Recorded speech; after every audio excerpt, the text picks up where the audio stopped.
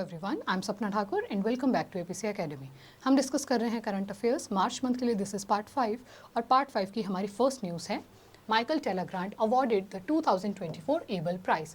Michael Talagrand को 2024 के able पुरस्कार से सम्मानित किया गया। अगर हम एबल प्राइज की बात करें, it is Nobel prize for mathematics. जो नोबल पुरस्कार है वो बहुत सारे सब्जेक्ट्स के लिए दिया जाता है, जैसे economics, physics, chemistry etcetera, but mathematics के लिए नहीं होता है और इसीलिए मैथमेटिक्स की फील्ड में दिया जाता है एबल प्राइज। अगर हम माइकल की बात करें, he is a French mathematician और इनको ये पुरस्कार दिया गया for his contribution to probability theory and functional analysis with outstanding explanation of mathematical physics and statistics. कौन ये पुरस्कार देता है? Awarded by the king of Norway. और इसका नाम एबल पुरस्कार पड़ा है on the name of Niels Henrik Abel, who was a famous Norwegian mathematician. और फोटो में आप देख पा रहे हैं माइकल टेलरग्रांट, जिनको मिला है इस वर्ष का एबल पुरस्कार। नेक्स्ट न्यूज़ हमारी है state visit of PM Modi to Bhutan. PM Modi की भूटान की राजकीय यात्रा। हाल ही में हमारे प्राइम मिनिस्टर मोदी जी हमारे पड़ोसी देश भूटान की यात्रा पर गए हैं और वहाँ पे क्या क्या इंपॉर्टेंट चीज़ें हुई ये हम इस न्यूज़ में देखने वाले हैं। He became first foreign government leader to receive the highest civilian award of Bhutan, जिसका नाम है order of the Druk Gyalpo, यानी कि भूटान का सर्वोच्च नागरिक जो सम्मान है वो दिया गया प्राइम मिनिस्टर मोदी को। उसके बाद India will provide ₹10,000 crore assistant as financial support, यानी कि हम 10,000 करोड़ रुपए की वित्तीय सहायता उनको प्रदान करेंगे।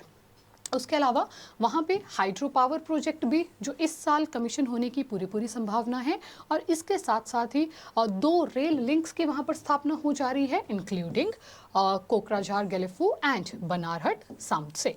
ये रेलवे प्रोजेक्ट्स भी वहाँ पर शुरू किए जा रहे हैं। और पिक्चर में आप देख पा रहे हैं पीएम मोदी, जो भूटान का हाईएस्ट पुरस्कार है वो उन्होंने गले में पहना हुआ है, the highest civilian award of the Bhutan. Next हमारी न्यूज़ है earth hour celebrated on 23 of March. 23 मार्च को अर्थ आवर मनाया गया। अब अर्थ आवर जो है वो मोस्टली मार्च के लास्ट सैटरडे को मनाया जाता है, रात को 8:30 से 9:30 बजे तक। इस दौरान क्या किया जाता है, पूरे दुनिया भर में जो बड़ी बड़ी सिटीज़ हैं, वैसे तो सब लोग इसको सेलिब्रेट कर सकते हैं, वो 1 घंटे के लिए अपनी लाइट्स को शट डाउन करते हैं, ऑफ करते हैं। क्यों हम ऑफ करते हैं? ताकि हम जो एनर्जी कंजर्वेशन कर सकें और ये इंस्पायर कर सके लोगों को। किसके लिए? सस्टेनेबल फ्यूचर के लिए। किस लिए? सस्टेनेबल फ्यूचर के लिए हम प्रमोट करें and to promote awareness about climate change and energy conservation. Sustainable future हम बहुत बार डिस्कस कर चुके हैं। सतत विकास क्या होता है? एक ऐसा विकास जिसमें हम वर्तमान में तो संसाधनों का उपयोग कर ही रहे हैं, पर फ्यूचर जो जनरेशन है उसके लिए भी हम संसाधनों को बचाए रखें। और कहाँ पर शुरू हुआ था ये अर्थ आवर सेलिब्रेट होना? 2007 में ये शुरू किया गया था सिडनी ऑस्ट्रेलिया से। और फोटो में आपके सामने ऊपर जो पिक्चर है वो न्यू दिल्ली इंडिया की है और नेक्स्ट पिक्चर हमारे पास सिडनी ऑस्ट्रेलिया की है ड्यूरिंग द अर्थ आवर। और कौन इसको ऑर्गेनाइज करवाता है? It is organised by World Wildlife Fund, WWF के द्वारा ये करवाया जाता है ऑर्गेनाइज। नेक्स्ट न्यूज़ हमारी है जोग्राफिकल पॉइंट ऑफ व्यू से Western Ghats are witnessing soil erosion. IIT Bombay की एक स्टडी थी, कब से कब तक? 1990 से 2020 तक ये स्टडी की गई और जिसमें ये कहा गया कि पश्चिमी घाट में मृदा अपरदन की समस्या बहुत ज़्यादा देखने को मिल रही है। अगर हम इस स्टडी की कुछ फाइंडिंग्स देखें कि क्या क्या हमें फैक्ट्स मिले, तो देखिए Tamil Nadu and Gujarat registered 121% and 119% increase in soil erosion, यानी कि पिछले 30 वर्षों में तमिलनाडु में 121% मृदा अपरदन में वृद्धि हुई है और गुजरात में 119% मृदा अपरदन में वृद्धि हुई है। उसके बाद पूरे पश्चिमी घाट रीजन की अगर हम बात करें तो पूरे पश्चिमी घाट में कंबाइन 94% तक मृदा अपरदन में वृद्धि हुई है। लास्ट हमारे पास लिखा हुआ है, अगर हम एब्सोल्यूट टर्म्स की बात करें, वास्तविक टर्म्स में देखें तो महाराष्ट्र राज्य में सबसे ज़्यादा सॉइल लॉस हुआ है और केरल में सबसे कम सॉइल लॉस हुआ है। अगर हम देखें कॉजेज़ क्या हैं, क्या कारण हैं जिनके कारण पश्चिमी घाट में ये समस्या हो रही है, तो हमारे पास रीजंस हो जाएंगे steep slopes, high rainfall, climate change and unsustainable land use. ये one of the biggest reason है जिसकी वजह से हमें ये प्रॉब्लम देखने को मिल रही है। हम बहुत ज़्यादा एक्सप्लॉइट कर रहे हैं उस क्षेत्र को, जिसके कारण जब भी वहाँ पर हाई रेनफॉल होगी सॉइल इरोशन की समस्या रहती है। और ये जो समस्या है, it is a threat to biological diversity, agriculture productivity and water quality etcetera. इस समस्या को ही फाइंड आउट करने के लिए बहुत सारी समितियों का भी गठन किया जाता था। और कुछ इंपॉर्टेंट अगर हम कमेटीज़ देखें तो देखिए, गडगिल कमेटी एंड डॉक्टर के कस्तूरी रंगन, ये नाम इंपॉर्टेंट हो जाएगा, आपको ध्यान रखना है। और वेस्टर्न घाट्स जो हैं वो यूनेस्को वर्ल्ड हेरिटेज साइट हैं और इसके साथ साथ एक बायोडाइवर्सिटी हॉटस्पॉट भी है। और जो अनामुदी है, आई मैंने एक्स्ट्रा लगा दिया है, जो अनामुदी है वो पश्चिमी घाट की सबसे ऊंची पर्वत चोटी है। साथ ही में ये पीक जो है वो पूरे प्रायद्वीपीय भारत की भी हाईएस्ट पीक है। अगर हम नेक्स्ट पिक्चर में देखें कि कहाँ कहाँ ये लोकेटेड हैं, तो देखिए गुजरात से लेकर जो ताप्ती नदी है उसके माउथ से पश्चिमी घाट शुरू हो जाता है और वहाँ से लेकर पूरा नीचे केरल तक फैले हुए हैं वेस्टर्न घाट्स। क्योंकि ये भारत के पश्चिमी दिशा में लोकेटेड हैं इसलिए इनको पश्चिमी घाट कहा जाता है। और फोटो में आप यहाँ देख पा रहे हैं पश्चिमी घाट की बहुत सुंदर सी पिक्चर, और इस पिक्चर में आपके सामने है अनाईमुदी जो कि प्रायद्वीपीय भारत की तथा पश्चिमी घाट दोनों की सबसे ऊंची पर्वत चोटी है। नेक्स्ट न्यूज़ हमारे पास है ऑपरेशन संकल्प। ऑपरेशन संकल्प जो है वो इंडियन नेवी के द्वारा शुरू किया गया। कहाँ के क्षेत्र में शुरू किया गया, तो हमारा आंसर होगा started in the area of Persian Gulf and Gulf of Oman. फारस की खाड़ी और ओमान की खाड़ी के जो क्षेत्र हैं वहाँ पर हमने शुरू किया ऑपरेशन संकल्प। क्यों शुरू किया? As a measure to assure the safety and security of Indian vessels, यानी कि जो हमारे जहाज हैं, शिप्स हैं, उनको हम सिक्योर कर सकें, उनकी सिक्योरिटी देख सकें। इसके लिए हमने शुरू किया ऑपरेशन संकल्प। इसके तहत हमने भारत की तरफ से 2 एक्स्ट्रा जहाज भेजे। उनके क्या क्या नाम हो जाएंगे उन शिप्स के? INS Chennai and INS सुनन्या। और पर्शियन गल्फ वाला क्षेत्र वर्ल्ड पॉइंट ऑफ व्यू से क्यों इंपॉर्टेंट है? इसलिए इंपॉर्टेंट है क्योंकि the area has approximately 2/3 of the world's oil reserves and 1/3 of the natural gas reserves. इसीलिए ये क्षेत्र हमारे लिए बहुत इंपॉर्टेंट हो जाता है। नेक्स्ट हम मैप पे देखते हैं कि एक्चुअल में ये लोकेटेड कहाँ पर है। तो देखिए, अगर मैं इसमें आपको थोड़ा जूम इन कर दूं आप लोगों के लिए, तो यहाँ पर आपका भारत है और यहाँ लिखा भी हुआ है स्ट्रेट ऑफ हॉर्मूज। ये क्षेत्र है फारस की खाड़ी वाला क्षेत्र और यहाँ पर है गल्फ ऑफ ओमान। अगर इसे हम और क्लोज इन व्यू में देखें तो देखिए, here we have Persian Gulf and Gulf of Oman. इस पिक्चर में हम ये भी देख पा रहे हैं कि पर्शियन गल्फ के साथ कौन कौन सी अदर कंट्रीज का बॉर्डर टच होता है। पर्शियन गल्फ के साथ सबसे पहले वी हैव कुवैत, कुवैत के बाद बहरीन है, कतर हो जाएगा, UAE which stands for United Arab Emirates, उसके अलावा ओमान हो जाएगा। ओमान के ही नाम पर इस खाड़ी का नाम क्या है? Gulf of Oman. अगर हम ऊपर वाली तरफ देखें तो ईरान हो जाएगा। ईरान का पुराना नाम ही पर्शिया होता था, इसीलिए इस खाड़ी का नाम क्या है? पर्शियन गल्फ, फारस की खाड़ी इसे कहा जाता है। और very easy and very important, आप येलो कलर में स्ट्रेट लिखी हुई है, आप देख पा रहे हैं स्ट्रेट ऑफ हॉर्मूज। जो स्ट्रेट ऑफ हॉर्मूज है वो पर्शियन गल्फ को ओमान की गल्फ से कनेक्ट करने का कार्य करती है। और अगर हम इस तरफ देखें जो सैटेलाइट मैप है उसका, तो देखिए यहाँ पर आपको दिख रहा है ये पर्शियन गल्फ हो जाएगा। ये जो नैरो सा आपको पोर्शन दिख रहा है ये नैरो पोर्शन है स्ट्रेट ऑफ हॉर्मूज। जल संधि क्या होती है? हमने बहुत बार डिस्कस किया है अपनी क्लासेस में। जल संधि विच इज स्ट्रेट एक नैरो वाटर बॉडी होती है जो किन्हीं 2 लार्ज वाटर बॉडीज को कनेक्ट करने का काम कर रही है। तो ये नैरो वाटर बॉडी यहाँ पर है, this is straight of Hormuz. और नीचे कौन सी खाड़ी है? ओमान की खाड़ी है। नेक्स्ट न्यूज़ हमारे पास है हुरून लिस्ट। हुरून लिस्ट से क्वेश्चन आ चुका है। ये लिस्ट बताती है कि कहाँ पर कितने ज़्यादा बिलियनियर्स हैं। पहले भी हमें यहाँ से क्वेश्चन देखने को मिला है। तो first point is Mumbai has Asia's most billionaires, यानी कि पूरे एशिया महाद्वीप में सबसे अधिक बिलियनियर्स कौन से शहर में हैं? तो आंसर होगा मुंबई में। नेक्स्ट, अगर पूरी दुनिया की बात करें तो मुंबई में 3rd हाईएस्ट बिलियनियर्स हैं। टोटल कौन सी सिटी में सबसे अधिक हैं पूरी दुनिया में? USA की एक बहुत प्रसिद्ध सिटी न्यूयॉर्क में है। कितने हैं वहाँ पर? 119 बिलियनियर्स हैं उस अकेले शहर में। उसके बाद लंदन में है 97 और मुंबई में है 92। ये तो एक सिटी की बात हुई। अगर मैं ओवरऑल कंट्री की बात करूं तो ओवरऑल कंट्री के अनुसार चाइना में पूरी दुनिया में सबसे अधिक बिलियनियर्स हैं 814, उसके बाद USA 800, India 271 and United kingdom 146। अगर हम इस लिस्ट में भी देख पाएँ तो 3rd पर तो हमारी कौन सी सिटी है? मुंबई है, जो हमने डिस्कस किया। इसके साथ 9th पर हमारी देश की राजधानी है न्यू दिल्ली। न्यू दिल्ली में कितने बिलियनियर्स हैं? 57 बिलियनियर्स हैं। यहाँ से पहले भी क्वेश्चन आ चुका है, आपको ध्यान से इसे पढ़ना है।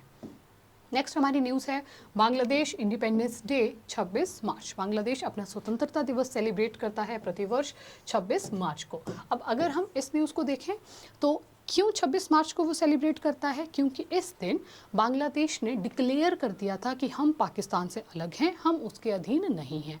अब पाकिस्तान और बांग्लादेश का क्या संबंध है? देखिए 1947 में जब भारत आज़ाद हुआ, भारत से दो पोर्शंस अलग हुए। अगर मैं यहाँ बिल्कुल छोटा सा मैप आप लोगों के लिए बनाऊँ, ये पोर्शन जो अलग हुआ ये बन गया पाकिस्तान, और इस तरफ जो पोर्शन था वो बना पूर्वी पाकिस्तान, जिसे वर्तमान में हम बांग्लादेश के नाम से जानते हैं। तो 26 मार्च 1971 को बांग्लादेश के जो फेमस लीडर थे जिनका नाम था शेख मुजीबुर रहमान, उन्होंने ये घोषणा कर दी कि हम पाकिस्तान के अधीन नहीं हैं, और इसी घोषणा के साथ ही एक युद्ध शुरू हो गया, जो युद्ध समाप्त हुआ आगे चलकर 16 दिसंबर 1971 को।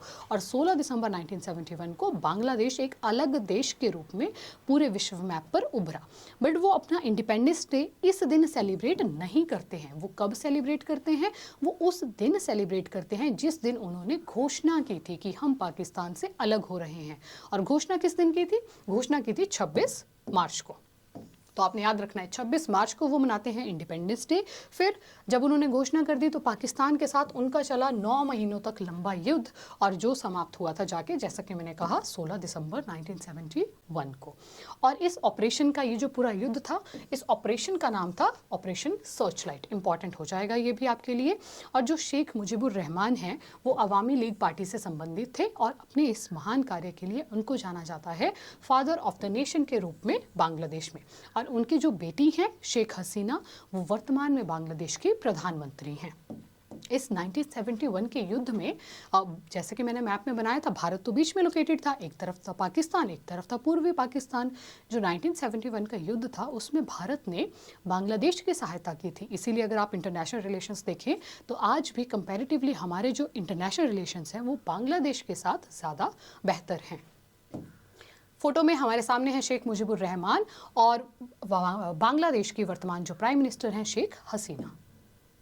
नेक्स्ट हमारे पास कुछ अपॉइंटमेंट्स हैं वर्ल्ड पॉइंट ऑफ व्यू से। तो first news is Luis Montenegro, जो बने हैं पुर्तगाल के नए प्रधानमंत्री। लुइस बने हैं पुर्तगाल के नए प्रधानमंत्री। और पुर्तगाल कहाँ की कंट्री है? अगर हम मैप पे देखें तो देखिए यूरोप के मैप पे यहाँ सबसे वेस्टर्न मोस्ट पॉइंट पे हमारे सामने लोकेटेड है पुर्तगाल, जिसकी राजधानी का नाम हो जाएगा लिस्बन। नेक्स्ट न्यूज़ हमारी है बासिरो डियोमाए फे, जो बने हैं सेनेगल के अगले राष्ट्रपति। अब सेनेगल कहाँ पर लोकेटेड है? सेनेगल जो है वो अफ्रीका महाद्वीप की एक कंट्री है, अफ्रीका के पश्चिमी तट पे वो लोकेटेड है। अफ्रीका का एक और पॉइंट आप यहाँ से देख पा रहे होंगे, एकमात्र ऐसा महाद्वीप है जहाँ से 3 मुख्य रेखाएं क्रॉस होती हैं। कौन कौन सी 3 मुख्य रेखाएं? ट्रॉपिक ऑफ कैंसर, जिसको हम कर्क रेखा कहते हैं, इक्वेटर, जिसे भूमध्य रेखा कहा जाता है, ट्रॉपिक ऑफ कैप्रिकॉर्न, जिसे मकर रेखा कहते हैं। इसके साथ साथ अगर हम देखें तो ये वाली लाइन भी यहाँ से क्रॉस हो रही है, जिसको कहते हैं prime meridian. It is also known as GMT, Greenwich mean time. और इसकी वैल्यू भी कितनी है? इसकी वैल्यू भी है 0 डिग्री। और इसी मैप पे आप देख पा रहे हैं यहाँ पर देश है सेनेगल। सेनेगल कंट्री में एक रिवर भी है जिसका नाम भी क्या है? सेनेगल है। इस मैप पर एक और चीज़ आपके सामने है लेक विक्टोरिया। लेक विक्टोरिया से एक रिवर का ओरिजिन होता है, और ये जो रिवर है ये दुनिया की सबसे लंबी नदी है, जिस नदी का नाम है नील नदी। और लंबी नदी कौन से सागर में जाके समाप्त हो जाती है? भूमध्य सागर में, मेडिटेरेनियन सी में नील नदी का नदी मुहाना है। तो सेनेगल कंट्री का लोकेशन आपने ध्यान रखना है। नेक्स्ट न्यूज़ हमारे पास है साइमन हैरिस, जो बने हैं आयरलैंड के सबसे युवा प्रधानमंत्री। If I am not wrong, इनकी आयु लगभग 37 ईयर्स की है, और ये बने हैं आयरलैंड के अब तक के सबसे यंगेस्ट प्राइम मिनिस्टर। अब अगर हम आयरलैंड देखें, इस मैप को हम थोड़ा जूम इन कर लेते हैं। देखिए यहाँ पर हमारे सामने here we have United Kingdom. ये जो आपको ग्रीन कलर में दिखाई दे रहा है ये पूरा का पूरा है यूनाइटेड किंगडम। यूनाइटेड किंगडम में वैसे तो 3 देश आते हैं, इसमें ही 3 देश हैं, इंग्लैंड है, स्कॉटलैंड है, वेल्स है। इसके अलावा यहाँ पर भी आपको थोड़ा सा ग्रीन दिख रहा है, दिस इज नॉर्दर्न आयरलैंड। उत्तरी आयरलैंड है, वो भी यूके का ही हिस्सा है। अब ये जो आपको व्हाइट कलर में दिखाई दे रहा है दिस इज आयरलैंड, और आयरलैंड के नए प्राइम मिनिस्टर बनने जा रहे हैं साइमन हैरिस।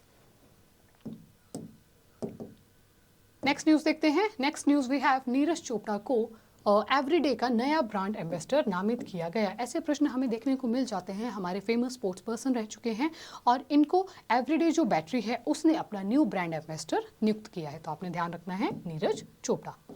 नेक्स्ट न्यूज़ हमारी है क्लाइमेट एक्टिविस्ट सोमन वांगचुक। अगर आपने देखा होगा हाल ही में लद्दाख से बहुत चर्चा में ये न्यूज़ में रहे।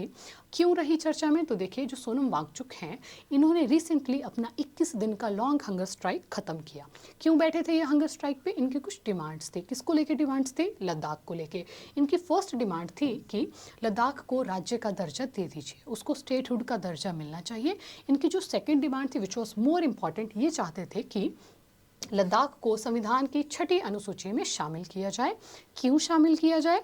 To ensure land protection and autonomy of tribal areas in Ladakh. Ladakh वैसे तो लगभग 80 से 90% पूरा का पूरा ट्राइबल एरिया है। और जो 6th अनुसूची की बात हो रही है, संविधान में वैसे तो 12 अनुसूचियां हैं, बट जो 6th शेड्यूल है उसमें 4 राज्य वर्तमान में शामिल हैं। कौन कौन से 4 राज्य हो जाएंगे? असम, मेघालय, त्रिपुरा एंड मिजोरम। देखिए, इन 4 राज्यों को इसलिए इस अनुसूची में रखा गया क्योंकि ऐसा माना गया कि इनकी जो जनजातियां हैं, इनके जो क्षेत्र हैं, वो बहुत ज़्यादा इंडिजिनियस वहाँ का कल्चर है और हमें उसको प्रोटेक्ट करना ही चाहिए। तो जो सोनम वांगचुक है उनकी ये डिमांड है कि लद्दाख भी एक ट्राइबल एरिया है और लद्दाख के कल्चर को भी हमें प्रोटेक्ट करना चाहिए, इसलिए आप इसको शामिल कर दीजिए 6ठी अनुसूची में। इसी मांग के लिए अपनी 21 दिन की भूख हड़ताल पर बैठे थे और रिसेंटली उन्होंने अपनी भूख हड़ताल समाप्त की।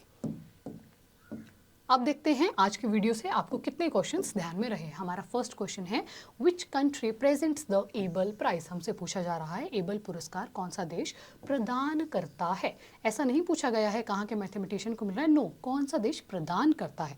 हमारे ऑप्शंस हैं स्वीडन, नॉर्वे, फिनलैंड या फिर डेनमार्क। चारों के चारों यूरोपियन कंट्रीज। और राइट आंसर हो जाएगा ऑप्शन नंबर बी, नॉर्वे। मैंने कहा फर्स्ट न्यूज में हमने पढ़ा किंग ऑफ नॉर्वे के द्वारा दिया जाता है एबल प्राइज। सेकेंड क्वेश्चन है हमारा Banarhat Samtse is a railway project of which country. Banarhat Samtse जो है वो कहाँ का, कौन से देश का रेलवे प्रोजेक्ट है। हमारे ऑप्शन है भूटान, नेपाल, श्रीलंका या फिर मलेशिया। और हमने न्यूज़ में पढ़ा था कि प्राइम मिनिस्टर मोदी रिसेंटली एक पड़ोसी देश की यात्रा पर गए थे और वो देश हो जाएगा भूटान। वहीं का ही ये रेलवे प्रोजेक्ट जो है संबंधित है। नेक्स्ट क्वेश्चन है हमारा which state has faced highest soil loss in absolute terms. किस राज्य को पूर्ण रूप से सर्वाधिक मृदा हानि का सामना करना पड़ा है। जो वेस्टर्न घाट्स वाली हमारी रिपोर्ट थी उसमें से ये क्वेश्चन है और हमारे ऑप्शंस है केरल, महाराष्ट्र, कर्नाटका या फिर गोवा। और राइट आंसर हो जाएगा option number B, Maharashtra. Maharashtra को सबसे अधिक सॉइल लॉस देखने को मिला है और केरल को कंपैरेटिवली सबसे कम सॉइल लॉस देखने को मिला है in absolute terms. Next question हमारा है very easy plus important which straight connects the Persian gulf with gulf of Oman. कौन सा जल डमरू मध्य, जिसे हम जल संधि भी कहते हैं, फारस की खाड़ी को ओमान की खाड़ी से जोड़ता है। हमारे ऑप्शंस हैं मलक्का, हॉर्मूज, बॉस्फोरस या फिर सुंडा। और राइट आंसर हो जाएगा ऑप्शन नंबर बी, हॉर्मूज जल संधि। चारों ही जल संधियां हमारे लिए इंपॉर्टेंट है। अगर हम क्विकली डिस्कस कर लें, जो मलक्का जल संधि है वो जोड़ती है साउथ चाइना सी, दक्षिण चीन सागर को अंडमान सागर के साथ। जो बॉस्फोरस है वो जोड़ती है ब्लैक सी को सी ऑफ मरमरा के साथ। जो सुंडा स्ट्रेट है वो कनेक्ट करती है जावा सागर को इंडियन ओशन के साथ। नेक्स्ट क्वेश्चन हमारा है which country has highest number of billionaires. Hurun list से ये क्वेश्चन है कि किस देश में अरबपतियों की संख्या सबसे अधिक है। हमारे ऑप्शंस हैं इंडिया, चाइना, यूएसए या फिर यूके। और राइट आंसर हो जाएगा ऑप्शन नंबर बी, चाइना, जहां पर है सबसे अधिक billionaires. Next question when did Bangladesh war ended. Bangladesh युद्ध कब समाप्त हुआ था। हमारे ऑप्शंस हैं 12 दिसंबर, 13 दिसंबर, 15 दिसंबर या फिर 16 दिसंबर। राइट आंसर हो जाएगा 16 दिसंबर 1971 को समाप्त हुआ था पाकिस्तान बांग्लादेश का वॉर। और उसके बाद से ही बांग्लादेश एक न्यू कंट्री के रूप में हमारे सामने आया था। Next question we have Simon Harris is going to be next PM of which country. Simon Harris किस देश के अगले प्रधानमंत्री बनने वाले हैं।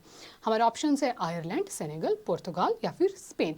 राइट आंसर हो जाएगा ऑप्शन नंबर ए, यूरोप की एक कंट्री थी जो हमने पढ़ा था आयरलैंड। वहां के नए पीएम बनने जा रहे हैं साइमन हैरिस। आप लोगों के लिए आज की वीडियो से क्वेश्चन रहेगा which of the following state is not mention in sixth schedule निम्नलिखित में से कौन सा राज्य छठी अनुसूची में शामिल नहीं है, ये आपसे पूछा जा रहा है। आपके ऑप्शंस है असम, मेघालय, त्रिपुरा या फिर मणिपुर। जो भी राइट आंसर होगा वो आप हमें कमेंट्स में लिखकर बताएंगे। And this was all for this video. अगर आपको हमारी वीडियो अच्छी लगी हो तो हमारे चैनल को लाइक करें, शेयर करें, सब्सक्राइब करें। That's all for this video. Thank you so much. मिलते हैं दूसरी वीडियो में, तब तक के लिए कीप स्माइलिंग, कीप वॉचिंग।